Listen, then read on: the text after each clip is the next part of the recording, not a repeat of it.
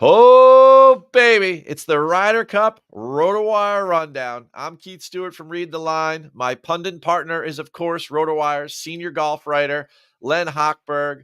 Len, we've been talking about the Ryder Cup since Lucas Glover's last win, which was like 45 days ago.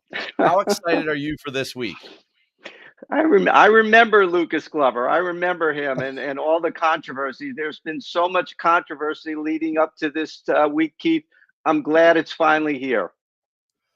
You and me both. Now, hey, you're a two-time award-winning, DFS writer online. I need help this week. All right.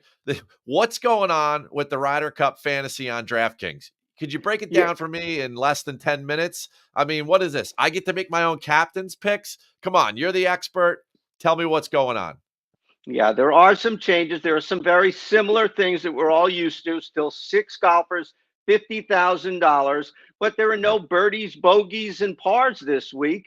There are holes won, holes lost, and holes tied. So that's part of the scoring there. And you get 3 points, for example, if you win a hole. You also get points if you win a match. You also get points if you win a match quickly, because that could cost you if you play only 14 or 15 holes. And so they do build that into the thing. They explain it all on the site. It's really very simple. A couple of other big points. Every game right now is in captain's mode. Most people will know what that is, but for those who don't, you have to pick one captain, and he will count 1.5 times the normal scoring. The catch is he will also cost you 1.5 times his normal price. Scotty Scheffler, for example, in captain's mode, almost $15,000, almost 30% of your budget right there. The thing is, we are picking for all 5 sessions right now, and we don't know who's playing when or how often. So you really have to figure it out, and we break it down in the RotoWire article on the site right now. Maybe how many matches everybody will play. And you don't want to pick a rookie who may play only 2. You'd love to pick a guy who play a bunch of guys who play 5. So that's basically it right there. You really have to really take a leap forward and figure out who's going to play a lot of matches. All right, Len, based upon that and the research that I've done and the amount of matches guys are going to play, it looks to me for a captain's pick, Xander Schauffele would be mine. He's 6 down the list in value, but you know what? I think his opportunity to play 5 matches, does that make him a good captain's pick, or who are you choosing to be the captains of your teams? Not only is Xander Schauffele a good captain's pick, but here's another thing, and I'm glad you brought it up, because Xander Schauffele is probably going to play all or most of his matches, obviously not the singles. He'll play all or most of his matches with Patrick Cantlay. But Patrick Cantlay costs more than Xander Schauffele. You could play Xander Schauffele instead of Patrick Cantlay, cheaper price, get exactly the same points. You also could play them both if you want. I happen to think you're right. I think Xander Schauffele is a good captain's pick. He will play a lot. He's expected to do well. I think Colin Morikawa could be in that boat as well. He could play a lot of matches. He could play 4 matches, and we know how well he can play, especially if he is with Max Homa. I think that's a great pairing, and it's looking like they will be together. All right, a little bit further down the board, there's another guy I think that they should roll out, at least the U.S. side, and Zach Johnson should roll out 5 times, and that's Jordan Spieth, and you can find him down in the mid 7K range, right? He's my pick down there. Do you agree with that? And who else do you like down there? Well, I have not picked Jordan Spieth. I pointed out a bunch of guys in my article. Jordan Spieth was not one of them. Interestingly, Justin Thomas, who could partner with Spieth every day and every session, is cheaper than Jordan Spieth. So if you sort of think Jordan Spieth is going to do well, that would be, Justin Thomas would do well as well, and you can get a better bargain there. Yeah, I think that, one of the things that's really, really going to come down to is really the top heavy European guys, the big 3, McIlroy, Hovland, and Rahm. They can be really expensive. And I think you'll find better value in the Americans lower down, maybe even all the way down to Brian Harman, who is a great putter. But the question with Harman, how many matches will he play? Well, hey, you've used the word value a number of times here, and we got to move on because this is the rundown. we got our value. We got our fans and viewers entertainment value out of the Solheim Cup last week in Spain. But a lot of people, they don't feel like there was any closure because the final score was 14-14 and ended in a tie. But the team that holds the trophy keeps the trophy. Same rules apply in the Ryder Cup.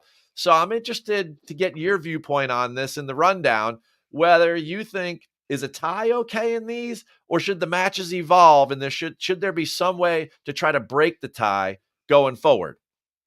Yeah, when we first got word that there was the tie, and it's so deflating because it's a tie. And I thought, well, this can't be. And Twitter went crazy, got to change the rule, got to change the rule. And that was my thought as well.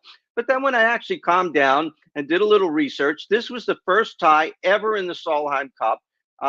This is like the 18th Solheim Cup. And then I went and looked back at the Ryder Cup, and there have been 43 of them.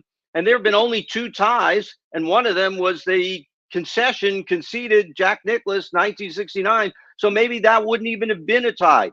So we've had maybe one tie every 20 cups in Solheim and Ryder Cup. So I think, as with a lot of things, like some big play in the NFL playoffs where it happens in front of everybody and then everybody wants a rule change, I think this is an overreaction. I don't think there are going to be that many ties. I don't think you have to reformat the whole thing just to avoid a tie. It's not going to happen often. Well, I tell you what, as a PGA professional, I'm usually stereotyped as a traditionalist in golf, but I'm going to go against the Blue Blazers and the Jacket Crests, and I'm going to tell you, it's okay to evolve these things.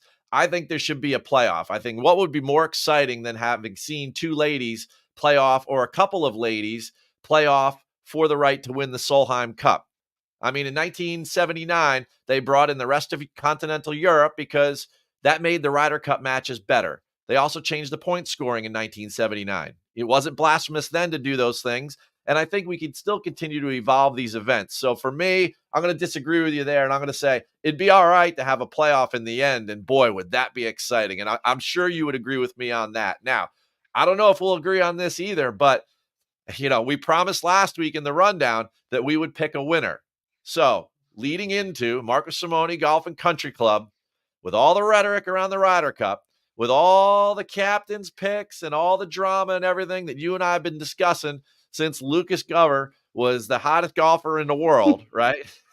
Who do you have winning in Italy, in Rome this week? Yeah, I think this is going to be super, super close. I don't know if that's a hot take or whatever, but we've had some not so close Ryder Cups of late. But I think this is going to be super close. Like I mentioned a moment ago, I think it's going to be the top-heavy Europeans, whether those 3 guys can really carry them over the balanced U.S. team. I think Europe is going to have an edge and will win the Ryder Cup 15-13.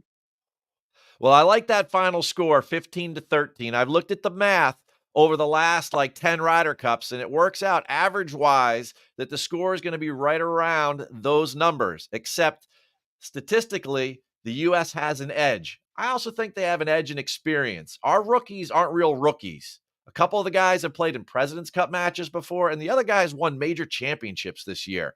I don't believe in all this hype about we haven't won over there in 30 years. I think while Europe is still building team pairings, ours are gelling. And I think that gives us a huge advantage. People forget very quickly. There's this recency bias, and everyone's talking about Rome and everything, but we won 19-9 in Wisconsin. We won by 10 matches, right? That was a total boat race. And this is almost the same team. 7 of the same 12 members are playing. And some of the guys that are filling in might be even better than the members that we had on that team. I mean, that's arguable at this point. But for me, I'm going heavy. You see my flag, but I'm going red, white, and blue, 15-13. I love that score. And that's who I think is going to win over in Rome for the 44th Ryder Cup matches. Hey, everybody. You make a compelling argument. Hey, one more thing for you. They love to change the setup of the golf course. If they do, these teams are more similar on each side than they've ever been, Len, right? So if they go and they trick up the golf course, it almost mitigates the power that they have off the tee. I mean, Rory's the best driver in the world, and Aberg's probably the best young driver in the world, right? Why would they want to pinch everything? I mean, let it play out, and the scoring potential of both sides goes through the roof, with which I think we have a slight edge, and that's why I'm heading that way. What do you think about the course setup? Yeah, I agree with you there. I think, these guys are more similar than they've ever been before. There are certainly some big hitters. It seems the Euros want to mitigate keep the driver in the bag for the Americans. But you're right, Aberg might even be better than McIlroy off the tee. He is, in my Yeah. models, he's just been incredible of late, strokes gained off the tee. So the fairways are incredibly pinched. And all the Euros, they play over here all the time now. They're playing on the same courses year round. It's not like we come together for the first time in 2 years. So you make some good points there as well. All right, everybody. Enjoy the Ryder Cup. That's it for this edition of the Rundown.